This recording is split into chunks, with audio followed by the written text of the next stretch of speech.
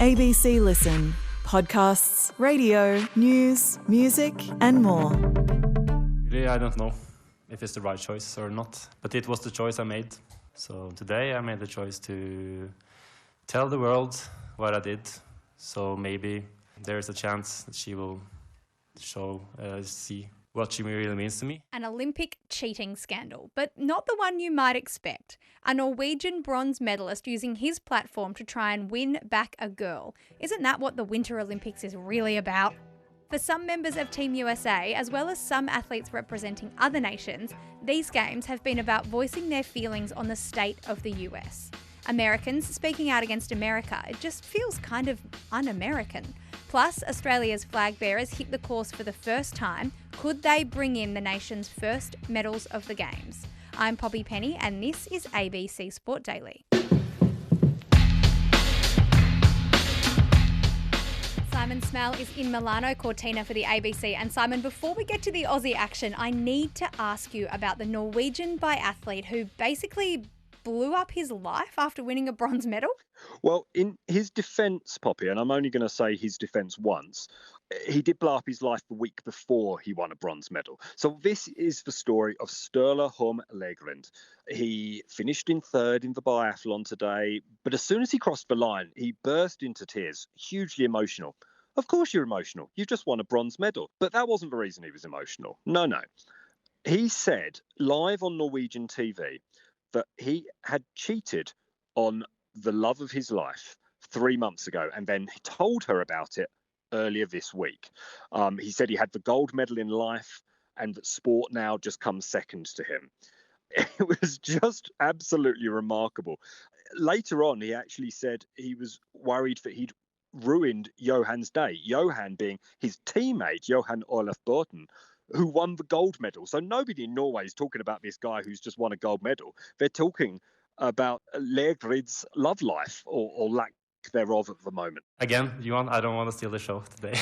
Hope this is just like a day or two thing and then your Olympic gold medalist forever. But it's just another one of those remarkable stories that you every so often get at the Winter Olympics. You can only imagine that woman's group chat with the girls right now. Okay, sport time, and our flag bearers were in action, Simon. Let's start with Jakara Anthony. She put down an exceptional run first up. How locked in does the reigning Olympic champ look for these games? Well, I think the most incredible thing, Poppy, was that she just made it look so easy. She seemed very dialed in. She seemed very alert to the possibility of becoming the first Australian Winter Olympian to ever defend their title. She gets a chance to do that tomorrow. But she was just so at ease. She mentioned in the mix zone afterwards that she was at her most happy. She was at her most settled for the Beijing Olympics 4 years ago, and that she feels just the same here. I mean, it's ominous for everybody else. There are a lot of very impressive competitors in the women's field, it has to be said, but Jakara Anthony looked very, very strong. Matt Graham, the silver medalist from Pyeongchang, made it through the first round of qualifying, but kind of only just. He qualified in 10th. Should we be concerned? No, we definitely shouldn't be concerned. The men's field is stacked. The scores were so tight. And Graham himself admitted that he didn't have the best of runs. He was pretty disappointed, actually. He actually really lost traction, and it could have been a disaster, but he showed all his class. I mean, he's 31 years old. He's been doing this for a long time, 4th Olympic Games. He had to use all of that experience just to save the run. The top 10 who qualify straight through to what's called Final 1. And then from there, you get the top 8 who will contest for Super Final. That's all very good news for Australia, but in some slightly less good news, Cam Bolton in the snowboard cross has had a training accident. What do we know? Really bad news, actually. And it was interesting because while we were up on the mountain watching the moguls, we saw a helicopter take off. And the only reason you'd ever have a helicopter taking off from this valley is for a pretty serious injury. So he had a heavy fall on Monday, got taken down off the mountain, said that he was feeling okay, kind of in good spirits, woke up this morning and was feeling in a lot more pain. went and had a scan, and he's actually got 2 fractures in his neck. Of course, has had to withdraw from the games. There's no question of him competing. It wasn't just him who got actually ruled out of the games today either. Misaki Vaughan, who's also a snowboarder in the half pipe, she actually has been ruled out with concussion. So she fell hard during training on Monday as well, and then actually failed a head injury assessment this morning. That means she can't compete for 7 days, and her dream is over. Alyssa Camplin-Warner, she was clearly affected when she spoke to us earlier today. Today was a hard day because we had to share with 2 athletes that they wouldn't be progressing further through the games. The more clear information everybody has, that, you know, the easier it is to move through the different periods of understanding that her Olympic dream won't take place here in Milano-Cortina. For me, you know, 53 athletes came here with an Olympic dream. It's pretty heartbreaking when one of those is going to happen. But as I said, short and long-term health is always our priority. Very sad for the athletes involved who are going to miss out. Of course, we still don't really know the status of Laura Peel, and, you know, with Daisy Thomas as well, she had the ACL injury. So, but you know what would be the best way to get over this little hump? A medal tomorrow. And if Jakara Anthony can deliver that, our first medals of the games, I think everyone will be pretty happy. We certainly would. Simon Smale, thanks so much for your time. Yeah, no problem at all, Poppy. Joshua Robinson is in Milano-Cortina for the Wall Street Journal covering these Winter Olympics. And Joshua, people just love when sport and politics mix, so that's what we're going to get into today. The USA is in a complex political situation at the moment, and freestyle skier Hector Hess spoke to that earlier this week, saying he was conflicted about representing the nation right now. It brings up mixed emotions to represent the U.S. right now. There's obviously a lot going on that I'm not the biggest fan of, and I think a lot of people aren't. I'm representing my friends and family back home, all the things that I believe are good about the U.S. Just because I'm wearing the flag doesn't mean I represent everything that's going on in the U.S. I just kind of want to do it for my friends and my family and the people that support me getting here. That comment caught the eye of the president. How has this unfolded in recent days? Well, this is not the first time that President Trump has taken to social media to express his views on an athlete. It's mostly been one-way traffic, except for that one comment from Trump where suddenly you have the president of a country calling his own athletes losers. And Hess isn't the only athlete speaking out against Trump. And as you say, there has been a bit of one-way conversation, and that's coming from a lot of Hess's teammates. They've spoken out about their discomfort with what's happening in the US and their pride for their country. I would never want to represent a different country in the Olympics. With that being said, I feel heartbroken about what's happened in the United States. I think that as a country, we need to focus on respecting everybody's rights and making sure that we're treating our citizens as well as anybody with love and respect. I hope that when people look at athletes compete in the Olympics, they realize that that's the America that we're trying to represent. Why do you think we're seeing so many using these games to make a political statement? Well, I think for better or for worse, athletes have been put in a position in 2026 where it's no longer enough for them to simply come out and compete. You know, the old shut up and dribble, as people used to say when they were criticizing athletes who took political stances or stances over civil rights. Athletes have enormous reach now. You know, someone like Michaela Schifrin has over 2 million followers on Instagram alone. For everything that they use to build up their platforms to do everything else, whether it's boast about their incredible achievements or sell, whatever products they happen to be endorsing, they also know that that platform has the ability to reach a lot of people for important political messages if and when they feel compelled to make them. But I think that we live in a kind of society where everyone has an opinion on everything all the time. So when things are really important, we expect the people with the most reach to come out and use that reach to say important things. Figure skater Amber Glenn is one of those as well. She's a queer skater.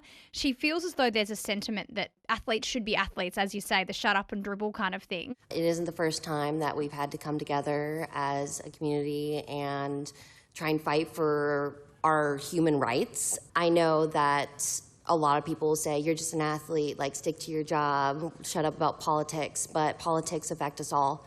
It is something that I will not just be quiet about. This isn't a new phenomena, athletes using their platform, using the Olympics in particular to make a statement. What interests me here is that this is athletes criticising their own country, and Americans criticising America feels, from an outsider's perspective, kind of un-American. Do you think that's why this has caught the eye of so many? For sure. And the Olympics in the past have really tried to crack down and discourage athletes from making political statements or anything that isn't about sports. They love to say that politics and sports don't mix, but that's just not the reality of what the Olympics represents today. It's been over a decade since we were in Sochi, which was an instrument of Vladimir Putin. We went to we've with the World Cup also going to Qatar in the Middle East. These things are political instruments, whether you like it or not. And so to have athletes now be in this position where they have the reach and they are in these situations, they feel empowered to speak out. So interesting about America is that the Olympics was such a rah-rah time normally. America is USA, USA, flags everywhere. But to have this separation now between the government and the athletes who are representing it is really fascinating. And interestingly enough, we've seen a lot of fans here. Americans always travel in droves to the Olympics who are quite apologetic. They say, please look at, rest of the world, we're quite embarrassed about what's happening in America right now. So please don't judge us. Please support our athletes. That sentiment is not always reciprocated because, as we saw in the opening ceremony, they were very ready to boo JD Vance and some of the American delegation. And interestingly, it's not just athletes who are representing the USA in these games. Eileen Gu, who was born in California but now represents the People's Republic of China, spoke about it after she won her silver in the slopestyle. It makes me sad to see that is the headline right now. And as someone who's been caught in the crossfire before, I feel sorry for the athletes. I hope that they can ski to their very best. And of course, Gus Kenworthy, who previously represented the US but now skis for Great Britain, made a statement in the snow for those who have seen it, accompanied by a caption on social media about the actions of ICE in the US. Have you been surprised by the number of non-USA athletes that are voicing their concern? And how is it being received back in the US? You speak about the Americans who have travelled, but what are you hearing from back on the home front? Well, those two athletes you mentioned in particular are very interesting because they do have strong ties to the US, and so they're not coming from an uneducated place on these issues. And of course the reaction from supporters of President Trump is to say, hey, these are traitors. These people turned their back on the US when they had the opportunity to compete for it. So there's not a lot of listening happening on that side. But it's interesting that they are choosing this platform, this one moment, because they're in quite obscure sports, this one moment when the eyes of the world are on them to both perform and say these things. They know they don't get a lot of opportunities to speak out. So whether they're actually wearing the stars and stripes on their sleeves or just living in America and speaking with an American accent, they feel a responsibility. LA 2028 is unbelievably already on the horizon. We're 2 years away from an Olympic Games being held in the US. Do you think that we're only going to see more of these sorts of comments from athletes? I think it's definitely going to ramp up. I think it's going to be unavoidable. And not to alarm you too much, but I just want to point out that LA 2028 will happen 4 months before the 2028 election. It's still 2 years away, and yet it feels like it's already on our doorstep. Josh Robinson, enjoy the rest of the Winter Olympic Games. I'm sure we'll be speaking to you again. Thanks so much for your time. Always a pleasure. Headlines. More politics and sport mixing with Ukrainian skeleton racer Vladislav Hereskevich told by the IOC that he can't wear his race helmet that honours fellow athletes who have been killed in war. Ukrainian Prime Minister Yulia Sviridenko has weighed in on X, formerly Twitter, defending the athlete, saying more than 650 Ukrainian athletes will never stand on an Olympic stage. They were killed by Russians, their lives were cut short, their careers ended forever. Remembering the dead is not politics, it is dignity. Hereskevich has been allowed to wear the helmet in training, but not in races. Curling and Swedish brother-sister pairing Isabella and Rasmus Rana took gold against the Americans in the mixed doubles despite being underdogs. It came down to the final stone of the contest, which Isabella absolutely nailed, netting them the win. In breaking news, literally, the Winter Olympic organisers are looking into claims that the medals are, breaking. At least 4 athletes have had their medals break, including while just jumping up and down in celebration. Organisers have said they're paying maximum attention to this matter.